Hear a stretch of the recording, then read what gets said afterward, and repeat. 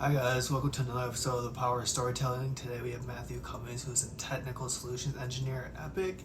He went to the University of Dayton, and it's a very special one here today, guys. Don't forget to hit subscribe below, and let's get right into Yeah, it. all sounds good. All right, so then here's Matthew. Could you tell us a little bit about yourself to get it going? Yeah, so my name is Matthew Cummings. I'm originally from Cincinnati, Ohio. I went to high school at Archbishop Moeller High School, which was an all-male Catholic Marianist high school in Cincinnati. And then from there, I went to Dayton to study mechanical engineering at the University of Dayton, um, where I got my bachelor's in 3 years. I just graduated this past May, where I accepted a job offer at Epic Systems, where I'm currently at right now in Madison, Wisconsin. Here I'm working as a technical solutions engineer for Epic. For those of you who don't know, is the largest EHR company in the United States. So basically, what that means is electronic healthcare records. Um, so basically, just a big software company for healthcare, the largest one in the U.S. And basically, my role here is to work with customers who have implemented our software, troubleshooting when they have issues with certain functionalities or need certain functionalities added, different layouts, workflows, things of that nature. So, yeah. So, is there any is there anything about mechanical engineering that made you pick that over everything else? Yeah, so that's kind of the funny thing. So throughout college, I worked in a variety of different internships in different industries, ranging from manufacturing to research. And I kind of found that while I liked some of those positions, it wasn't really what I wanted to pursue as a career. And what's nice about Epic here in Madison is that they hire from a bunch of different backgrounds, different majors. They're more just looking for intelligent, creative problem solvers to work here. And I kind of knew I wanted to get into the software industry in one way or another. And while engineering does definitely, like, I took some coding classes and stuff in college, but nothing too crazy. So this was like the perfect opportunity, kind of fell in my lap, um, kind of as an introduction to the software industry. Software industry is definitely one that's here to stay.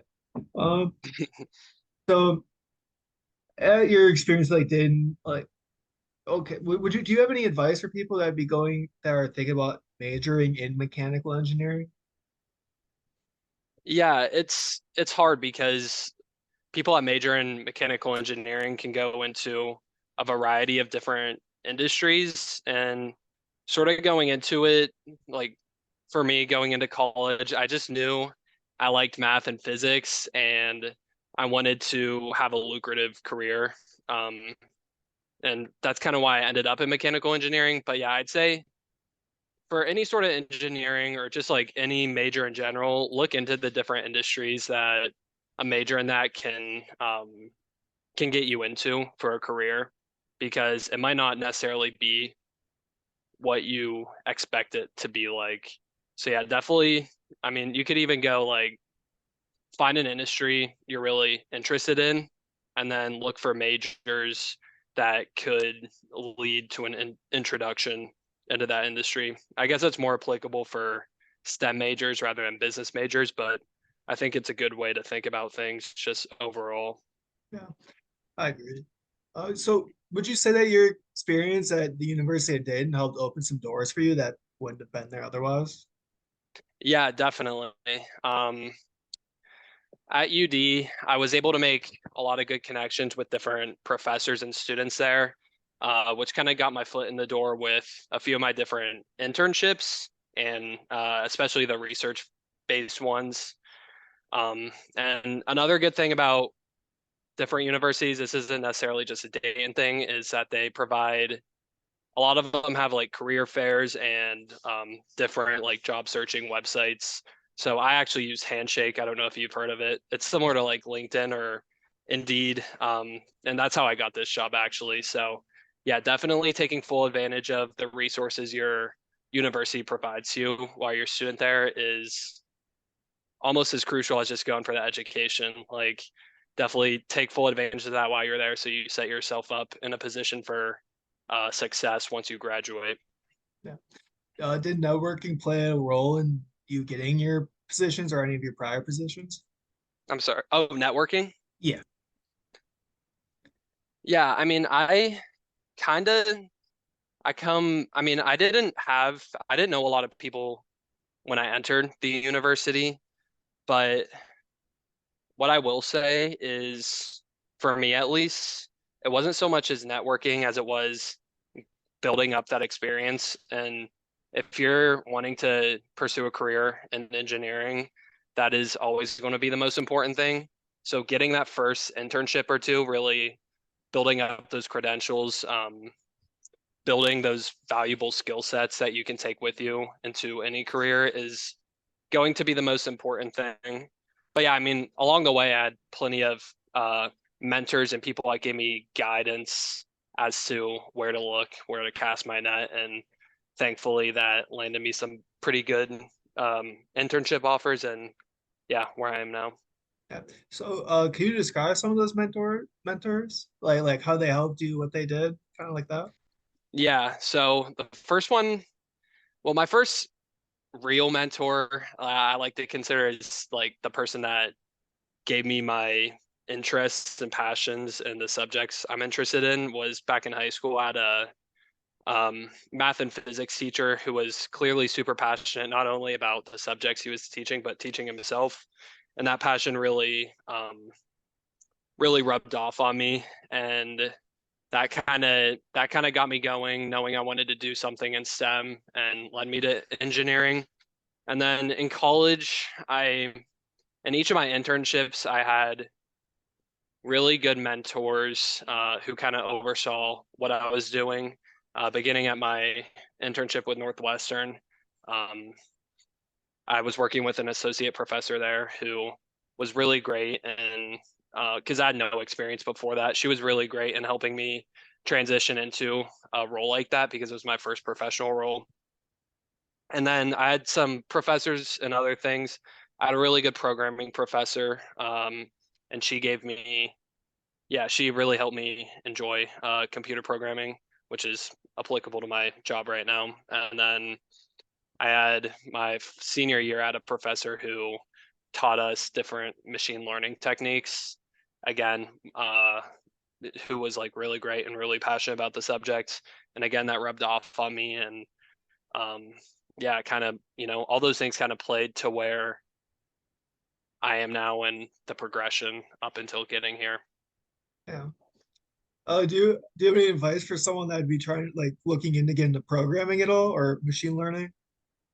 Yeah, it can definitely be overwhelming at times. Don't let that discourage you because there's so much information out there, especially on the internet with all these different courses and things like that. It's kind of hard to know where to start. So if you're completely new to it, just go on YouTube, look for some like Python beginner level course. Like just get your foot in the door, see if it's something you like and you would actually want to take a great deal of your time to learn about because it's definitely not for everyone, but if it is something you enjoy, like the logic behind it, then you can definitely, there's such a wealth of information on the internet that, yeah, you could really tap into a bunch of different areas. Oh, so I'm looking at some of your experiences. Said that you were a student researcher at Northwestern University. Yeah. Yeah. Yeah, can you tell us a little bit about how that was for you? Yeah. That was another one of my random roles because that actually was in their quantitative biology department, which basically wasn't really mechanical engineering at all. It was more applied mathematics with some computer programming as well. And yeah, it was a really great role. I went into it not really knowing at all what it was going to be like, and I learned um, how to apply programming knowledge in a research context, and I kind of learned that research is not really knowing what you're doing until you do know what you're doing. So I definitely learned about like the research process a lot, and I was able to work with really smart people and listen to a lot of really smart speakers. I went to like different Ivy League schools and things like that, doing really great research. Um, so yeah, it was really good exposure, and it kind of made me realize that I did really enjoy the position, but I didn't really want to go into like academia and do research of that sort. But I definitely learned a lot. Was there any reason that kind of like made you like realize that you didn't want to pursue that? Yeah, well, in order to do research, it's probably, from my understanding, I know like different businesses and things like that do their own sorts of research, but if you want to do academic research, you pretty much have to pursue a PhD in order to do that, which is very time consuming and can be costly in the long run. So you have to be really dedicated to that and researching one subject. And I don't know, I've always had more, I wanted to get out of school and get experience in a business because I've had business aspirations my whole life. Um, so yeah, that's kind of why I chose not to do that, but it was really cool. So you just kind of touched on it. You said that you had business aspirations your whole life. Could you talk a little bit more about that? Yeah, so I don't know, I've always had like this feeling like I've always known that like down the line I was going to end up starting my own business at some point, just because it's something I really want to do. So I knew once I graduated from college that I needed to put myself in a good position, like a good role at a company that does something similar to this type of business I'd want to start. And I know I'd want to go into like software, something along those lines. I'm not entirely sure Yeah. what yet, but I know working in a place like this will give me really great experience and knowledge I can take with me when, you know, 10, 15, 20 years down the line, I decide it's time to start my own business. So, yeah. So okay. Also, it said that you were a teaching assistant at Dayton. What was that like? How was that? Yeah. It was cool. The first semester I did it was during COVID, so it was all online.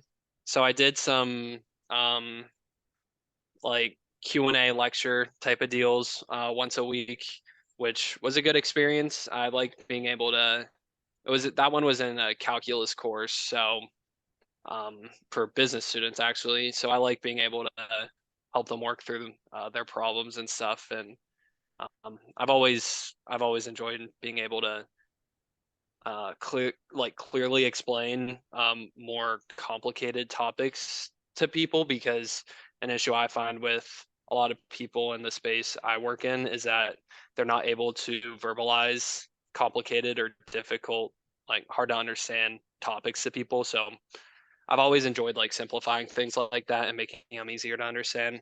And then I had another TA position where it was programming actually for the same professor that taught me. And that was more focused on just like grading their assignments and stuff. But being exposed to code that much was pretty cool and got me used to reading, larger blocks of code in a more like streamlined fashion.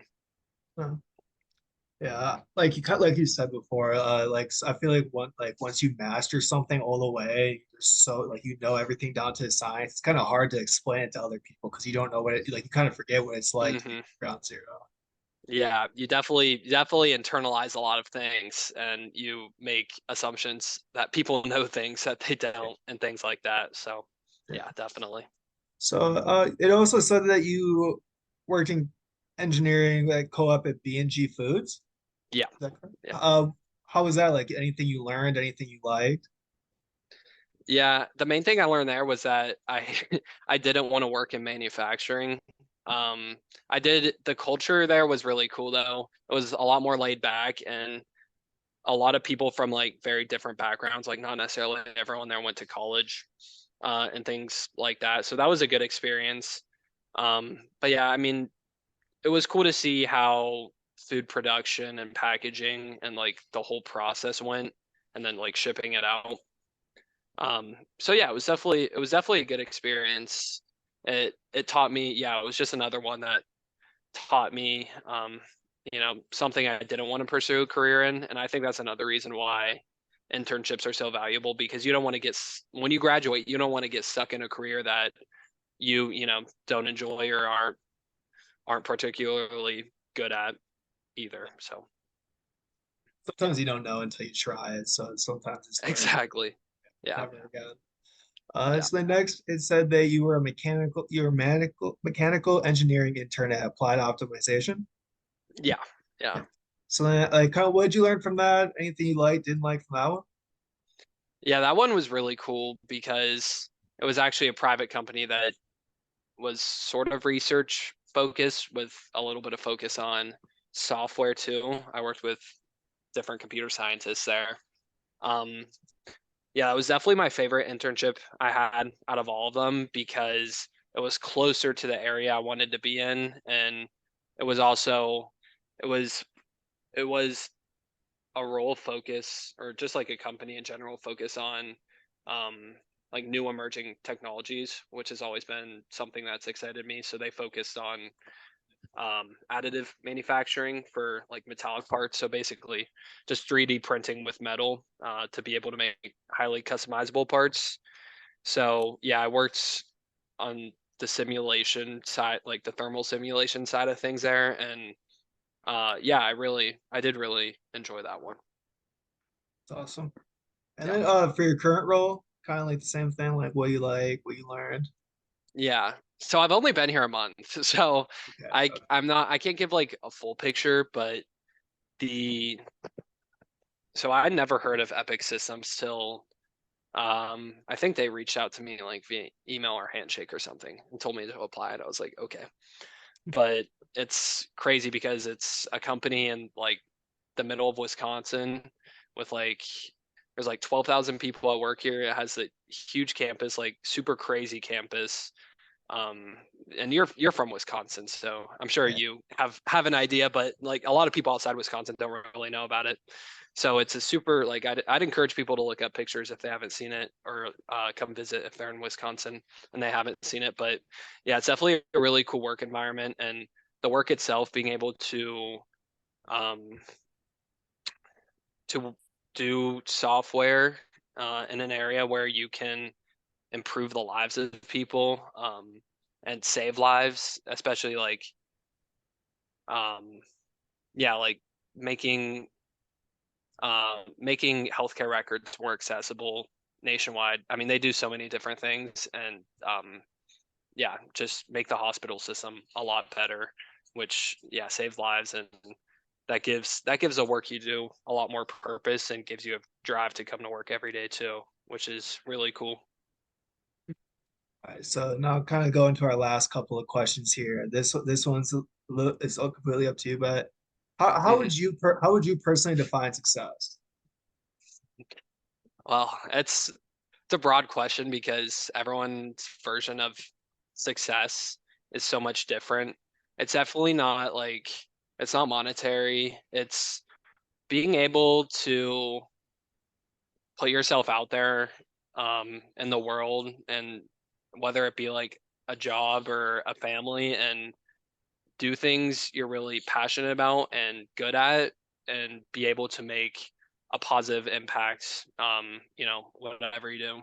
And I think you really truly only if you're successful or not, like deep down, because your life and your job or whatever, it's like what gives you purpose, and you feel fulfilled every day. I think that's probably the biggest thing, is being fulfilled. Yeah, that's a pretty common answer that I get from it's just the fulfillment, Yeah, not necessarily absolutely. monetary. Yeah, And then, definitely. would do you have any like last words of wisdom, anything you like to promote, anything like that? um, I don't know my what's gotten me to where I am is definitely just being able to work hard.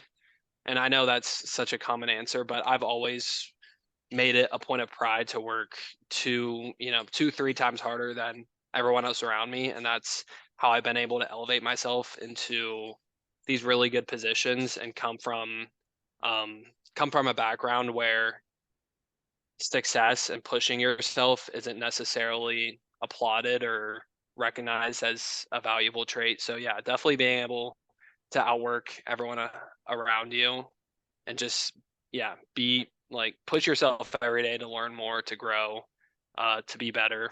Um, yeah, that's what gives my life purpose at least. So Yeah. that's what Uh, I got. would you have any advice for someone that kind of like needs like that? I don't know. They don't have the dedication to work hard. Like, is there any advice you'd give to them to get them to like Y- push further? Yeah, yeah. For me, it was definitely a learned skill, and it doesn't happen overnight. There's not going to be this switch where you just feel super motivated and want to grind 12 hours a day for weeks on end. That's not really how it works. And yeah, motivation's not really the right word. It's about staying disciplined and knowing that everything you do is for a greater purpose, and that instant, gratification is not going to leave you happy in the long run anyway. So there's really no point in living like that. Good answer. Yeah. I 100% agree. Thank you. Yeah. Um, Thank you. and then so that'll be it for us so far. I would like to say thank you for hopping on. I learned a Awesome. lot. Yeah, I And appreciate it, Logan. It's my first podcast being on, so it's a pretty cool experience. well, you do really good. Thank you. I was nervous at first, but yeah, after getting into it, it was good. Yeah, once you get it going, you just start talking, and it's not as Yeah, bad. But absolutely. All right, man. uh, yeah. And that'll be it for this episode. And that'll be it for today's episode of The Power of Storytelling. I hope you enjoyed this one with Matthew, and until next time.